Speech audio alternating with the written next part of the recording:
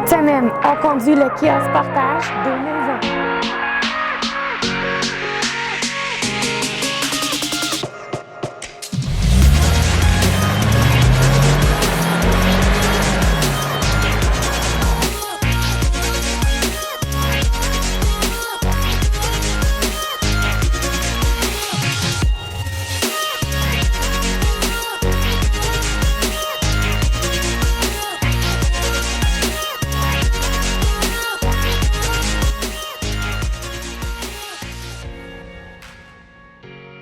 Comme vous pouvez le constater, pour 2020, le Kia Sportage a eu un rafraîchissement.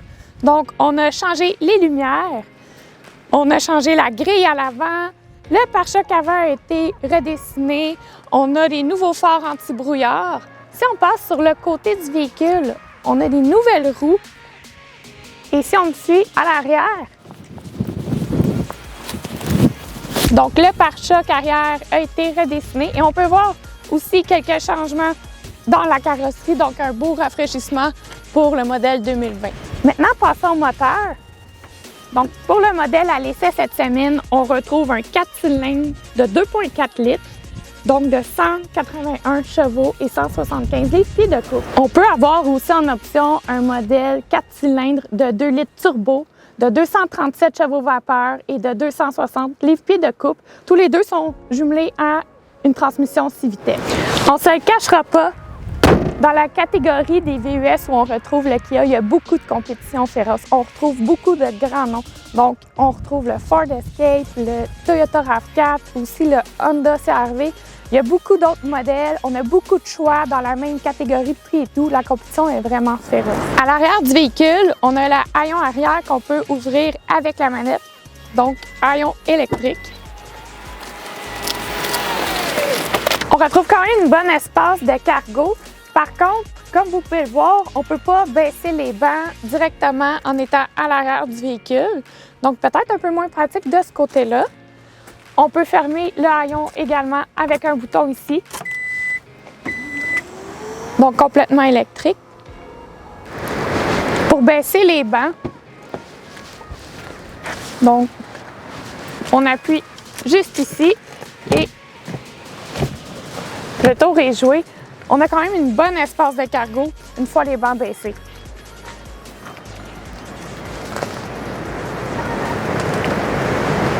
À l'arrière, on a quand même une bonne espace pour les jambes. C'est quand même plus d'espace que dans mon Escape qui est dans la même catégorie que ce véhicule-là. Le banc est ajustable également, donc ça c'est pratique, on peut le coucher un peu. Donc si on a des plus longues routes à faire, c'est quand même plus agréable. On peut assurer la largeur, je dirais. On peut facilement entrer 3 enfants à l'arrière. Il y a assez d'espace, peut-être 2 adultes. À l'intérieur du véhicule, on remarque que pour la nouvelle année, on a un nouveau volant. Moi, j'aime beaucoup le nouveau volant avec toutes les fonctions. Il est très épuré. Donc, il y a eu ça de rafraîchi. On a tous les contours et les embouts de trappe d'aération qui ont été redessinés.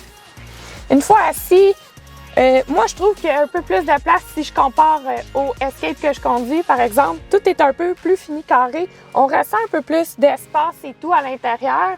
Et j'ai l'impression également quand on était à l'arrière qu'il y avait un peu plus d'espace. Donc pour ça, côté intérieur, je sens que ça respire plus. On retrouve un écran tactile de 8 pouces également. Facile à utiliser, tout va vite. Et en dessous, c'est très bien placé façon ergonomie. On a tous les boutons. C'est écrit quand même assez gros. Fait que quand on conduit, on n'a pas à chercher où est-ce qu'on doit peser pour afficher les fonctions et tout. Tout est facile d'accès, tout est facile à comprendre. On a tous nos systèmes d'aération, air climatisé, volume. Tout est à la bonne place. On a un chargeur sans fil pour les cellulaires juste ici. Le bras de vitesse. On a quelques autres boutons ici. Donc, on peut barrer le 4 roues motrices sur le véhicule. Ça, c'est très pratique. On retrouve des porte-gobelets au centre, console centrale. Elle est quand même assez profonde. Regardez, je suis capable de ranger une bouteille d'eau debout dedans. Donc, un autre bon emplacement pour le rangement. Si on regarde les bancs, écoutez, on retrouve du cuir perforé. Tout l'intérieur du véhicule est noir. On a un fini un peu style stainless brossé, si vous voulez, imitation de ça. Puis moi, je trouve, à l'œil, c'est vraiment épuré, c'est vraiment beau. On a également, ça, je trouve que c'est un très gros plus, on trouve un immense toit panoramique qui va jusqu'à l'arrière. Donc, moi, je trouve que ça vient vraiment remonter le look du véhicule. C'est vraiment un plus, je trouve ça très beau.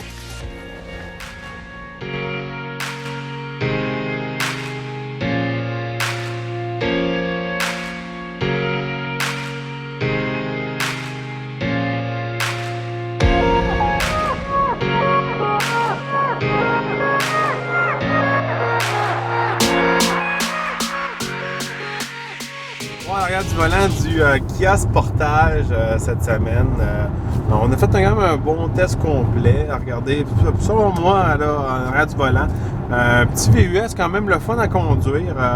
Il y a du cœur au ventre, je pourrais dire. À comparer, puis c'est sûr qu'il n'y a pas le gros moteur, il n'y a pas le turbo, mais pour un 2.4 litres, je trouve qu'il avance bien, il réagit bien. Puis il n'est pas ennuyant à conduire. T'sais, moi, j'ai conduit plusieurs autres modèles, je pourrais dire, mettons RAV4, CR-V, ces trucs-là. Des fois, je trouve que ces modèles-là, le moteur est trop petit, puis il manque un peu de cœur au ventre. Puis je trouve que c'est pas le cas avec le Sportage. Toi, comment tu l'as trouvé cette semaine, Ariel? Écoute, j'ai trouvé, il a été, comme tu dis, vraiment agréable à conduire. Le véhicule répond bien, il tient bien la route. Je trouve qu'il y a une bonne grosseur. J'ai pas eu de difficulté à me stationner, à me reculer, à voyager avec partout. C'était vraiment agréable. Puis on se sent en confiance au volant. J'ai vraiment aimé le conduire. Il était le fun. Moi, il y a eu quelques surprises que je ne m'attendais pas à retrouver ça à l'intérieur du Sportage. C'est vraiment, il y a plusieurs modes de conduite qu'on peut le changer vraiment de ce côté-là. On peut le mettre en mode éco, en mode sport, en mode normal. En mode sport, vraiment là, il performe vraiment mieux. Puis juste en dessous de ces boutons-là, il y a un bouton qu'on peut vraiment venir, je pourrais dire, barrer le système intégral. Ici au Québec, des fois, ça peut être pratique quand on veut sortir de notre cour, ou des fois c'est un petit peu plus difficile, ou on veut se sentir plus en sécurité. Moi, j'aime ça avoir un bouton qu'on peut barrer le système intégral. J'aime pas ça quand l'auto décide tout le temps tout pour nous. J'aime ça que dire, ah ben là, regarde, je trouve que les conditions sont comme ça, je veux le barrer. Alors, il nous le donne cette option-là. En plus, aussi, il y a une aide à la descente. Vraiment un peu des options hors route, je pourrais dire, que je ne m'attendais pas à retrouver dans un Kia. Puis on l'a dans ce véhicule-là. Puis pour moi, c'est un gros plus d'avoir ces petits gadgets-là, surtout dans une version d'un véhicule un peu plus économique, puis qu'on ne pense pas retrouver quelque chose, des options hors route, je pourrais dire. Oui. Le modèle qu'on conduit cette semaine, c'est un Sportage EX avec la traction intégrale, alors all-wheel drive. Le modèle qu'on conduit exactement, il vaut 40 000 et 90 exactement. Alors, un véhicule vraiment bien équipé pour le prix. Puis en plus, un gros avantage chez Kia, c'est la garantie. Kia est reconnu pour ses bonnes garanties. Écoutez, le véhicule est garanti 5 ans, 100 000 km. Donc, alors, de ce côté-là, c'est sûr et certain, si vous regardez la compétition, souvent chez la compétition, c'est 3 ans, 65 000 km. Un gros plus qui vous donne beaucoup de sécurité qui vient avec le véhicule. Alors, souvent, les gens, à l'achat, ça va être vraiment un facteur qui va les faire pencher pour les produits qu'il y a. Puis, c'est vraiment quelque chose à ne pas négliger. Côté confort, écoutez, on est bien assis dans le véhicule. Tous les bancs sont ajustables. Il y a quand même assez d'espace pour un petit VUS. J'ai été surprise. Toi aussi, tu as l'air bien, côté chauffeur du moins, tu as l'air bien assis. Oui, des fois, quand on teste le véhicule, c'est bon d'essayer tous les sièges dans le véhicule.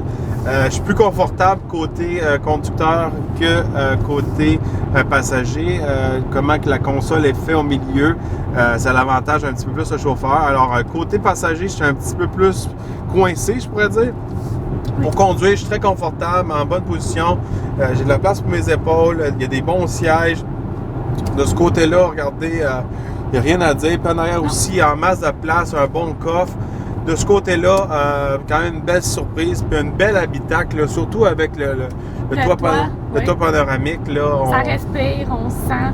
Il faut dire, comme un peu, je le dis, côté passager, c'est la façon que la console est faite. Il y a un peu plus de projection du plastique, je pourrais dire, du côté passager. Donc, c'est plus ça peut-être qui bloque les genoux des grandes personnes. C'est pour donner un angle au panneau. À la console. Pour vraiment venir face au conducteur. Il y a un petit angle un peu comme ça. À la place d'être vraiment droite et être égal de chaque côté, il y a un angle dedans qui donne un effet un petit peu plus cockpit, un petit peu plus sport, mais des fois, c'est le passager qui a les désavantages de ce côté-là. Pour ceux qui sont intéressés à remorquer avec le Sportage, vous êtes capable de tirer jusqu'à 2000 livres selon les équipements, avec les bons équipements requis, je pourrais dire. C'est pas le meilleur sur le marché, mais regardez, au moins avec le Kia Sportage, vous êtes capable de remorquer. Faire attention, de plus en plus sur le marché, on a remarqué dernièrement qu'il y a certains modèles qui ne sont pas capables de remorquer. Si vous êtes quelqu'un, des fois, et veut amener une petite remorque, quelque chose, vérifiez ça avant d'acheter le véhicule, c'est très important. On a remarqué dernièrement qu'il y a des petits VUS qui sont pas capables de remorquer. Alors, quand on dit pas capable, c'est que le manufacturier ne recommande pas de remorquer avec le véhicule.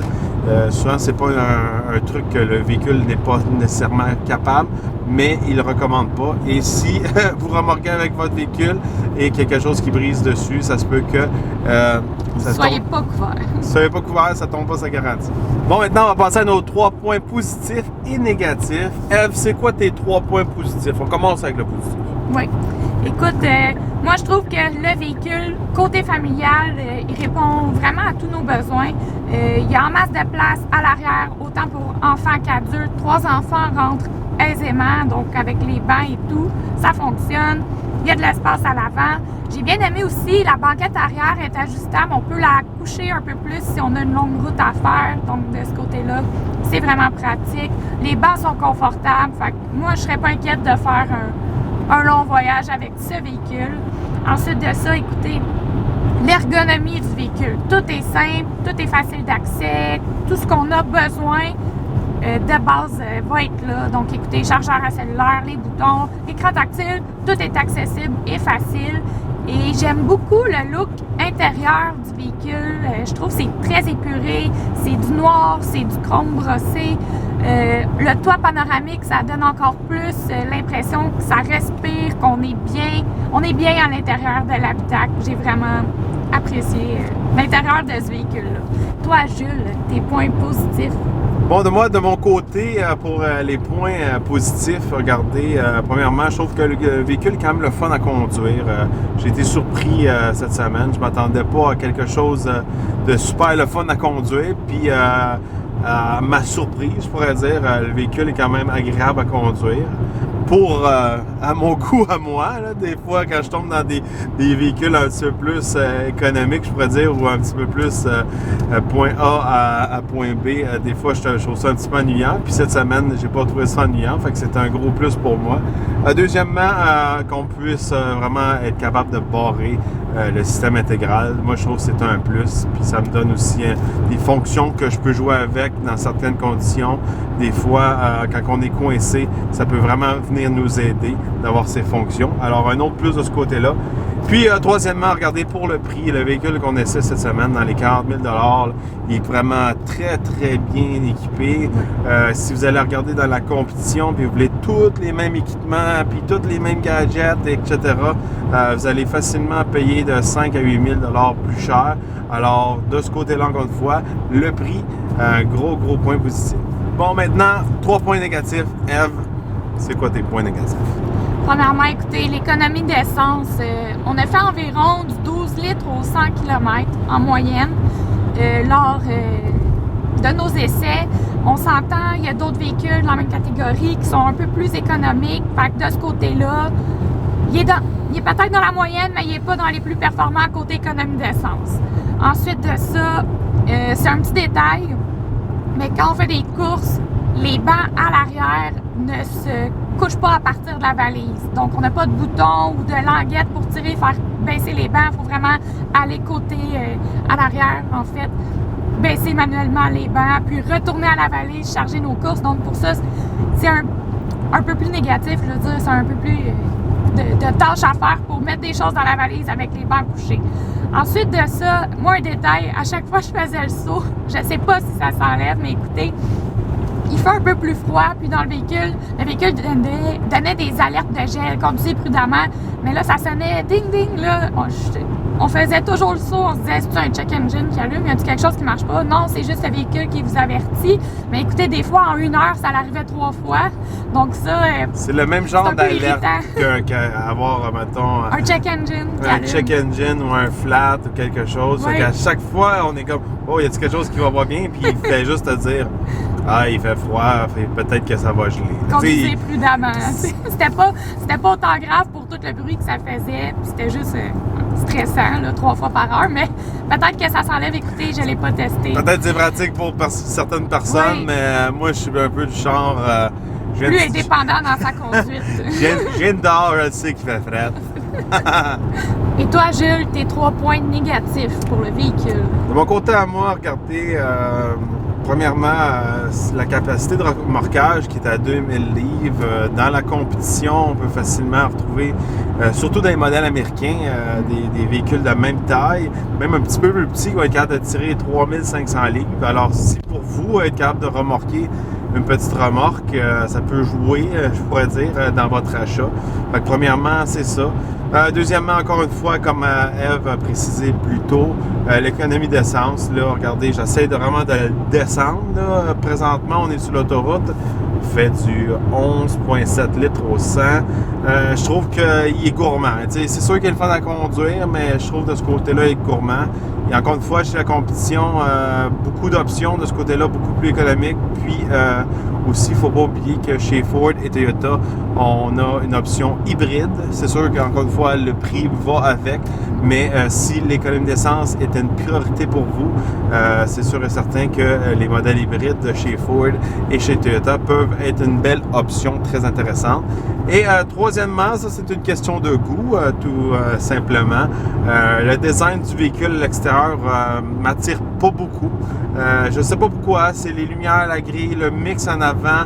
Pour moi, je trouve c'est un véhicule un petit peu moins attirant à mon goût à moi.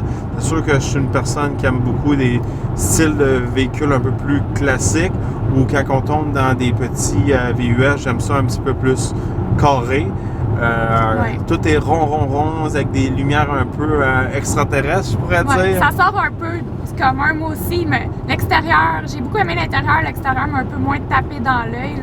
Comme tu dis, c'est un véhicule, il sort du commun. Il y en a qui vont adorer ça, mais nous, peut-être, c'est un point qui nous a moins attirés de ce côté-là. C'est une question de goût. Tous les goûts sont dans la nature. Fait que de ce côté-là, c'est vraiment chacun le voit ou le perçoit d'une certaine façon. Fait que nous, à notre goût à nous, ça serait quelque chose que peut-être qu'à cause du design, peut-être qu'on en regarderait peut-être quelque chose d'autre de la compétition. Oui. Pour conclure notre essai cette semaine, écoutez, le véhicule est agréable à conduire, il est pratique, il y a de la place, il est le fun. Puis on a été agréablement surpris, je pense, par notre essai de la semaine. Oui, quand même. Regardez, moi, je trouve que ce véhicule-là, le Sportage, il est bien balancé. Je pourrais dire que il n'y a pas des points forts, des points faibles vraiment flagrants. Tu sais, des fois, on va regarder dans la compétition, on va voir vraiment que le style va être à l'honneur. Il va être un super bel extérieur ou un super bel intérieur et le moteur va être un peu à désirer. Vice-versa. Ouais. Alors, je trouve que dans le Kia Sportage, tout était au même niveau. L'intérieur, l'extérieur, le moteur, est tout un peu comme égal, je pourrais dire. Mais on peut pas dire, il y a un excellent moteur, mais ça, c'est mauvais. Puis je trouve qu'à cause que tout est sur le même niveau, ça fait un véhicule qui est très bien balancé. Oui. Globalement, l'ensemble du véhicule est bon. C'est comme tu dis, il n'y a pas des grosses lacunes. Fait que c'est une agréable surprise. Des fois, dans certains manufacturiers, on peut voir qu'ils ont passé beaucoup plus de temps à vraiment perfectionner, mettons, l'écran ou l'intérieur, mais sur d'autres points du véhicule, des fois, il y a un peu plus de laisser-aller où ils ont mis des vieilles pièces. Puis je trouve que de ce côté-là, le Kia est égal. Parlant de Kia, regardez, c'est pas mal notre premier essai qu'on fait vraiment complet d'un Kia. Je m'ai aperçu qu'il y a encore un peu des préjugés un peu contre la marque Kia. Où, il y a des gens qui la voient pas encore d'un bon œil, je pourrais dire. Oui. J'ai eu des commentaires de mes fans automobiles cette semaine, de toutes sortes. Je pense que Eve, sur sa page en général, Moi, les gens l'aiment bien. les gens l'aimaient bien. Oui. Moi, les gens qui sont un petit peu plus de la vieille école sur ma page, ils riaient de moi parce que j'étais dans un Kia.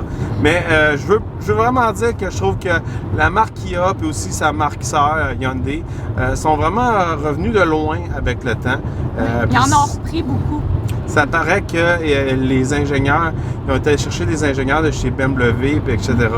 Puis je trouve que les véhicules s'améliorent vraiment vite. Puis ils sont vraiment agressifs avec la compétition.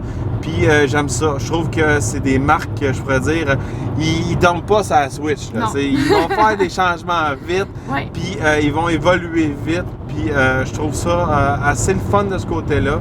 Puis c'est vraiment une marque qui est... En plein essor.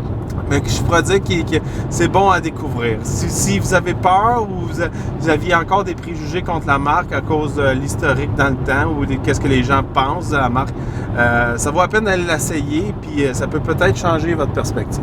Oui.